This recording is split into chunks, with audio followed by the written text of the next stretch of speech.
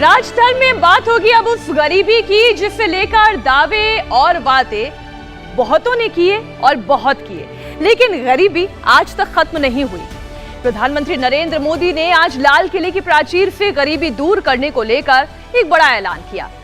मोदी ने कहा कि उनके 5 साल के कार्यकाल में 13.5 करोड़ लोग गरीबी की रेखा से बाहर आ गए हैं। जिस गरीबी के लिए पहले की सरकारें बहाने बनाती थी, उसे मोदी ने अपनी नीतियों से दूर करने का काम किया। पूर्व प्रधानमंत्री जवाहरलाल नेहरू कहते थे कि भोजन की कमी इसलिए है क्योंकि दावतों में खाने की बर्बादी होती है। दुकानदार होर्डिंग करते हैं, यानी जमाखोरी करते हैं। जनसंख्या में इजाफा हो रहा है, लेकिन आज देश की आजादी के बाद दुनिया में इस वक्त भारत की आबादी की अगर हम बात करें 140 करोड़ लोगों की आबादी। मोदी सरकार ने 13.5 करोड़ लोगों को गरीबी से निजात दिलाई। गरीबी को लेकर देश के 2 प्रधानमंत्रियों की नीति और नजरिया अब आपके सामने रखते हैं। नेहरू कहते थे कि खपत पर कंट्रोल करने से खाने की कमी को दूर किया जा सकता है, लेकिन प्रधानमंत्री मोदी की नीति ये कहती है अनाज की पैदावार पर जोर देने से अन्न का संकट खत्म किया जा सकता है। पहले गरीबों के घर बनाने के लिए 90,000 करोड़ रुपया खर्च होता था। आज वो 4 गुना होकर के 4 लाख करोड़ से भी ज्यादा खर्च गरीबों के घर बनाने के लिए हो रहा है।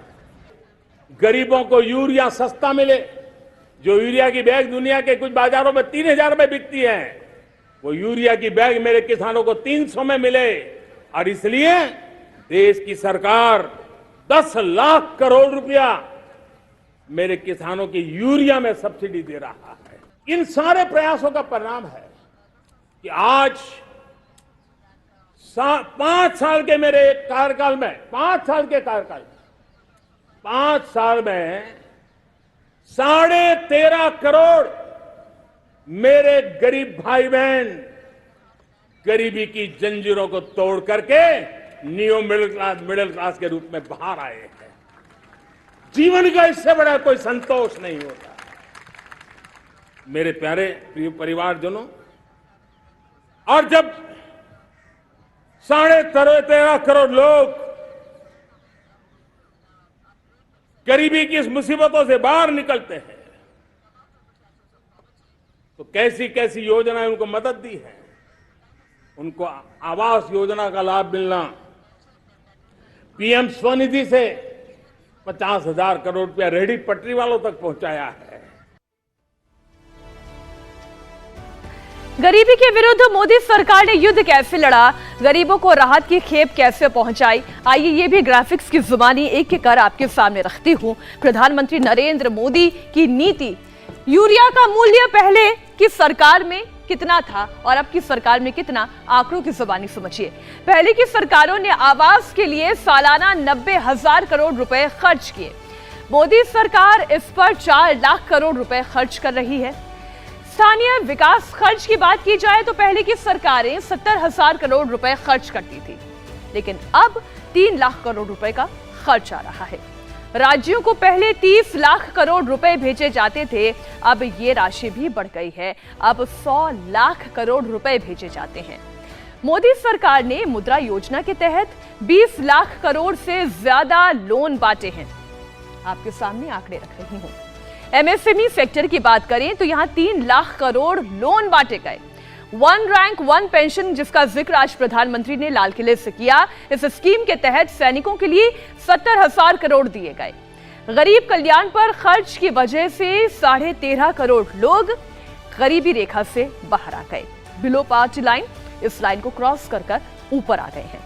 स्ट्रीट वेंडर्स को 50,000 करोड़ के लोन दिए गए हैं। इनके अलावा प्रधानमंत्री किसान योजना, जन जीवन मिशन, आयुष्मान भारत, जन औषधि योजना और इन तमाम स्कीम्स के जरिए गरीबों को बड़ी राहत पहुंचाने का काम कह रही हैं खुद प्रधानमंत्री मोदी।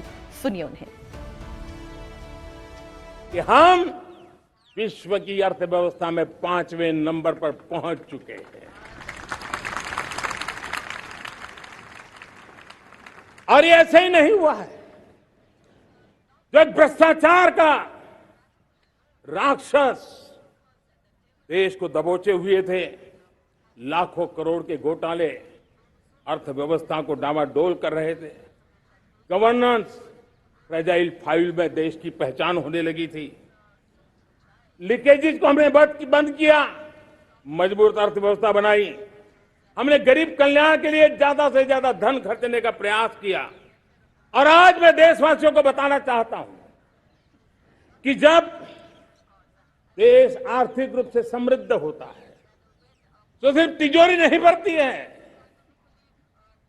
देश का सामर्थ्य बढ़ता है, देशवासियों का सामर्थ्य बढ़ता है। और तिजोरी का पाई पाई अगर ईमानदारी से जनता जनार्दन के लिए खर्च करने का संकल्प लेने वाली सरकार हो तो परिणाम कैसा आता है। मैं 10 साल का हिसाब तिरंगे की साक्षी में लाल किले की प्राचीर से मेरे देशवासियों को दे रहा हूं। आंकड़े देख करके आपको लगेगा इतना बड़ा बदलाव, इतना बड़ा सामर्थ्य। 10 साल पहले राज्यों को 30 लाख करोड़ रुपए भारत सरकार की तरफ से जाते थे। पिछले 9 साल में यह आंकड़ा 100 लाख करोड़ पर पहुंचा है। हाल ही में आई नीति आयोग की रिपोर्ट के मुताबिक साल 2015-16 में देश के अंदर बहुआयामी गरीबी यानी कि मल्टी डायमेंशनल पॉवर्टी 24.85% थी, जो 2019 से 2021 में घटकर 14.96% होकर रह गई। 5 साल में कुल 13.5 करोड़ लोग मल्टी डायमेंशनल पॉवर्टी से बाहर आ गए। अब बाकी लोगों को भी गरीबी की रेखा से बाहर लाने के लिए प्रधानमंत्री मोदी ने आज एक और बड़ा ऐलान किया। आवास योजना का लाभ मिलना, पीएम स्वनिधि से 50,000 करोड़ रुपया रेहड़ी पटरी वालों तक पहुंचाया है। आने वाले दिनों में आने वाली विश्वकर्मा जयंती पर एक कार्यक्रम हम लागू करेंगे। इस विश्वकर्मा जयंती पर हम करीब 13-15 हजार करोड़ रुपया से जो परंपरागत कौशल्य से रहने वाले लोग, जो औजार से और अपने हाथ से काम करने वाला वर्ग है, ज्यादातर ओबीसी समुदाय से, हमारे सुथार हो, हमारे सोनार हो, हमारे राजमिस्त्री हो, हमारे कपड़े धोने वाले काम करने वाले लोग हो, हमारे बाल काटने वाले भाई बहन परिवार हो, ऐसे लोगों को एक नई ताकत देने के लिए हम आने वाले महीने में विश्वकर्मा जयंती पर विश्वकर्मा योजना लॉन्च करेंगे और करीब 13-15 हजार करोड़ से उसका प्रारंभ करेंगे। लाल किले की प्राचीर से मोदी ने गारंटी दी कि इस अमृतकाल में देश को फैसले लेने होंगे और वो ऐसे फैसले होंगे जिनका असर आने वाले 1000 साल तक रहेगा। भारत 1000 साल की गुलामी और आने वाले 1000 साल के भव्य भारत के बीच में पड़ाव पर एक कालखंड में हम जी रहे हैं। ऐसे कालखंड में हमने प्रवेश किया है और यह हमारा सौभाग्य है कि भारत के ऐसे अमृत काल में, यह अमृत काल का पहला वर्ष है। या तो हम जवानी में जी रहे हैं या हम मां भारती की गोद में जन्म ले चुके हैं।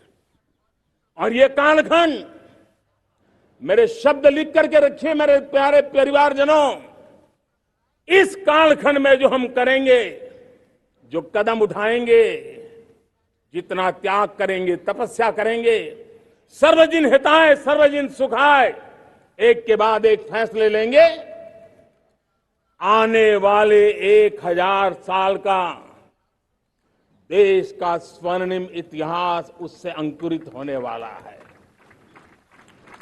इस कालखंड में होने वाली घटनाएं आगामी 1000 साल के लिए इसका प्रभाव पैदा करने वाली है। भारत 1000 साल की गुलामी और आने वाले 1000 साल के भव्य भारत के बीच में पड़ाव पर हम खड़े हैं, एक ऐसी संधि पर खड़े हैं, और इसलिए अब हमें न रुकना है न दुविधा में जीना है। मेरे प्यारे प्रिय परिवारजनों, हमें खोई हुई उस विरासत का गर्व करते हुए, खोई हुई समृद्धि को प्राप्त करते हुए, हमें फिर एक बार, और ये बात मान के चले, हम जो भी करेंगे, हम जो भी कदम उठाएंगे, हम जो भी फैसला लेंगे, वो अगले 1000 साल तक अपनी दिशा निर्धारित करने वाला है, भारत के भाग्य को लिखने वाला है। मैं आज मेरे देश के नौजवानों को, मेरे देश की बेटे बेटियों को ये जरूर कहना चाहूंगा, जो सौभाग्य आज मेरे युवाओं को मिला है, ऐसा सौभाग्य शायद ही किसी के नसीब होता है जो आपके नसीब हुआ है, और इसलिए हमें ये गंवाना नहीं है। युवा शक्ति पर मेरा भरोसा है, युवा शक्ति में सामर्थ्य है, और नारी शक्ति का सामर्थ्य बनाने के लिए भी प्रधानमंत्री नरेंद्र मोदी ने लक्ष्य रखा। बहुत जल्द भारत में 2 करोड़ लखपति दीदी बनाने का यह लक्ष्य रखा गया। अब नीति नियत तो स्पष्ट कर दी है प्रधानमंत्री मोदी ने, लेकिन विरोधियों को इस पर अभी भी शंका है। इंडिया टीवी हर वक्त हर जगह डाउनलोड करने के लिए सर्च करें India TV news Google play store या ऐप स्टोर पर।